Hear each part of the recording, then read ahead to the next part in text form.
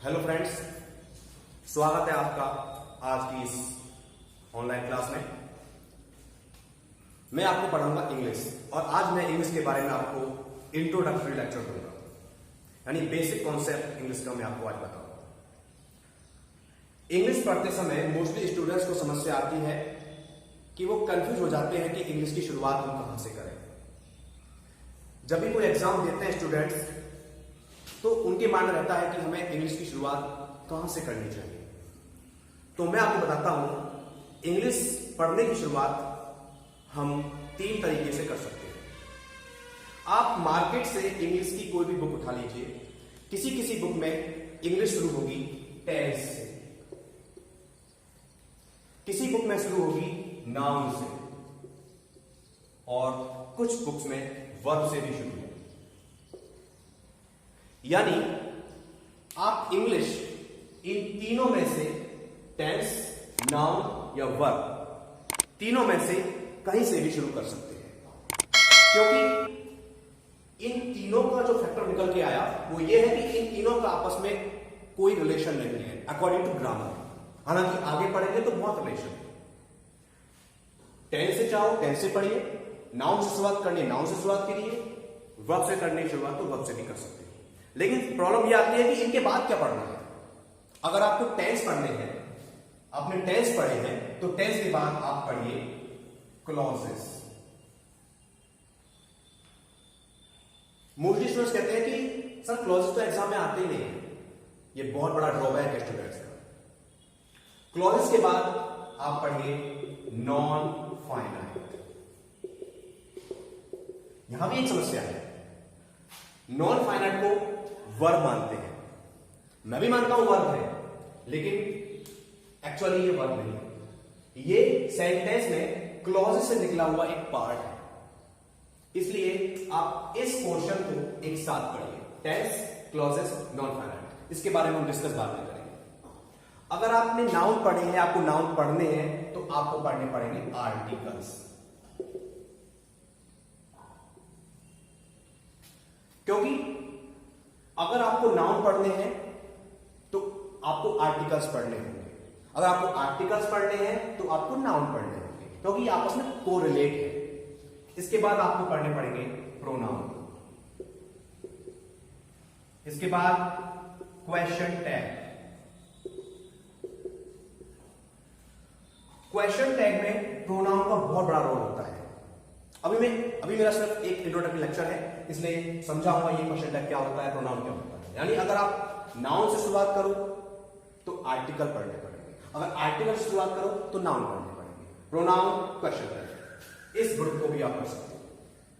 अगर आप वर्ब से शुरुआत करते हो तो आपको पढ़ना पड़ेगा एडवर्ब, क्योंकि एडवर्ब भी वर्ब की विशेषता बताता है, और एडजेक्टिव पढ़ने पड़ेंगे, क्योंकि एडवर्ब एडजेक्टिव भी विशेषता बताता है। और आप देख लीजिए, कहीं भी अगर नाउन है सेंटेंस में और नाउन से पहले कोई प्रीपोजिशन है तो ये भी एडवर्ब होता है। यानी वर्ब के साथ आप प्रीपोजिशन को भी पढ़ सकते हो। तो ये 3 ग्रुप हैं आपके पास, टेंस पढ़िए, नाउन पढ़िए, वर्ब पढ़िए। लेकिन सिस्टमैटिक तरीके से उसके बाद आपको क्या पढ़ना है, टेंस पढ़िए तो क्लॉज पढ़िए, क्लॉज पढ़िए तो नॉन फाइनाइट पढ़िए, नाउन पढ़ा है तो आर्टिकल्स पढ़िए, प्रोनाउन, क्वेश्चन टैग। इसी के साथ अगर वर्ब पढ़िए तो एडवर्ब, एडजेक्टिव और adverb, preposition plus noun. Mostly student क्या करते हैं, उन्होंने नाउन पढ़े, उसके बाद वो पढ़ते हैं वर्ब, फिर पढ़ते हैं एडजेक्टिव, फिर पढ़ लेते हैं टेंस, फिर पढ़ लेते हैं वॉइस। ये कुछ नहीं है, ये यूजलेस है, ये कचरा है। आप कंफ्यूज हो जाओगे, इंग्लिश नहीं सीख पाओगे। अगर इंग्लिश सीखनी है तो आपको जो बताया इन ग्रुप में से कोई भी एक ग्रुप आप तैयार कर सकते हो। एक बात और निकल के सामने आती है इंग्लिश पढ़ते समय। आपने सुना होगा, इंग्लिश में पढ़ा भी होगा आपने, parts of speech.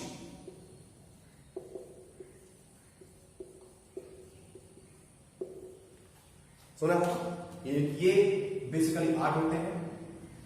Like smoking.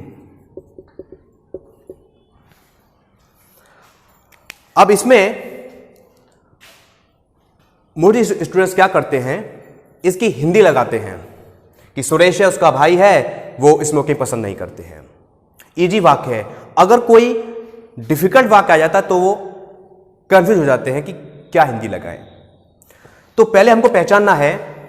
अगर हम पूछते हैं स्टूडेंट्स तो वो बताते हैं कि इसमें सुरेश एंड हिज ब्रदर क्या है, ये बोलते हैं, स्टूडेंट बोलते हैं कि सब्जेक्ट है, मान लिया।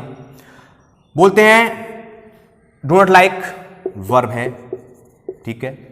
स्मोकिंग बताते हैं स्टूडेंट्स कि ये जीरंड है। जो स्टूडेंट थोड़ा बहुत पढ़ चुके होते हैं वो इसको बता सकते हैं कि ये जीरंड है, और वाकई में ये एक जीरंड है।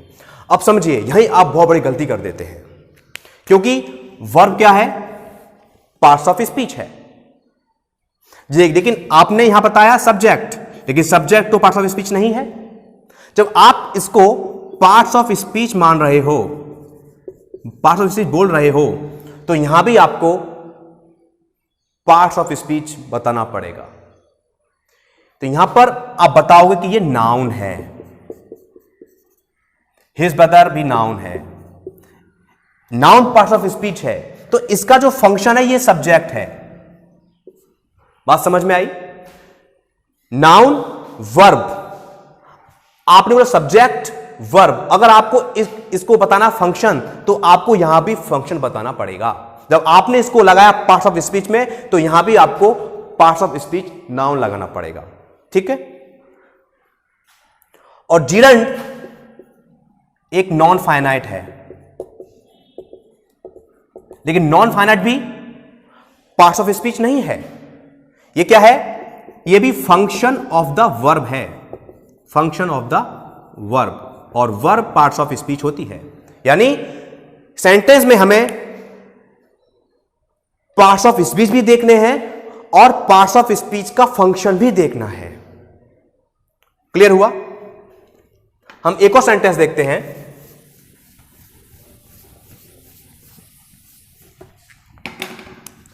I met my brother in Delhi last year.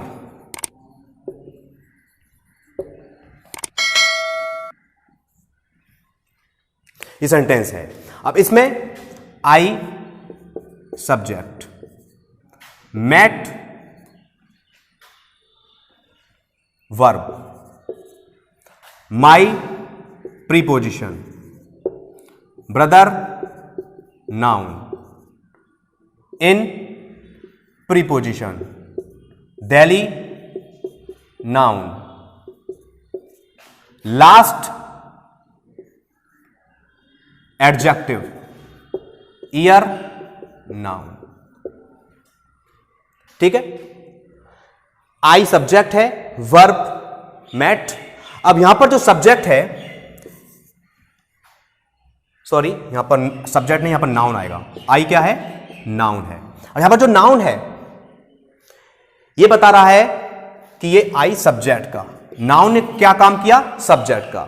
यहां पर वर्ब, किसी भी सेंटेंस में वर्ब का काम होता है उस सेंटेंस का टेंस बताना। टेंस यहां पर है पास्ट इंडेफिनिट, या उसका वॉइस बताना, वॉइस है एक्टिव। ठीक है। प्रीपोजिशन माई ब्रदर, ये पूरा आई सब्जेक्ट हुआ, मैट tense, my brother, brother noun हुआ, इन प्रीपोजिशन है, दिल्ली नाउन है, और ये पूरा प्रीपोजिशन और नाउन बन जाता है एडवर्ब। और एक कैसा एडवर्ब है? प्लेस। मोस्ट स्टूडेंट्स इसको ऑब्जेक्ट बताने की गलती कर देते हैं, जबकि ऑब्जेक्ट नहीं है, ये एडवर्ब ऑफ प्लेस है। Last adjective, year noun.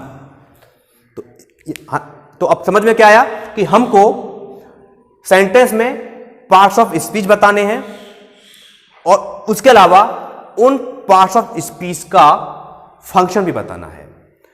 तो कुल मिला के आपको करना है कि आप इंग्लिश की शुरुआत या तो आपको करनी है, या तो टेंस से कीजिए या नाउन से कीजिए या वर्ब से कीजिए। समस्या आती है उसके बाद क्या पढ़ना है, ये इंपॉर्टेंट है। तो बताया था आपको टेंस के बाद आपको पढ़ने हैं क्लॉज के बाद आपको पढ़ने हैं नॉन फाइनाइट। नाउन पढ़ते हैं तो आर्टिकल्स, प्रोनाउन, क्वेश्चन टैग। अगर आपने वर्ब पढ़नी है तो वो के बाद आपको एडवर्ब पढ़ना है, एडजेक्टिव, प्रीपोजिशन एटसेट्रा। तो ये एक बेसिक कॉन्सेप्ट मैंने आपको बताया। अब मिलते हैं नेक्स्ट क्लास में। Thank you.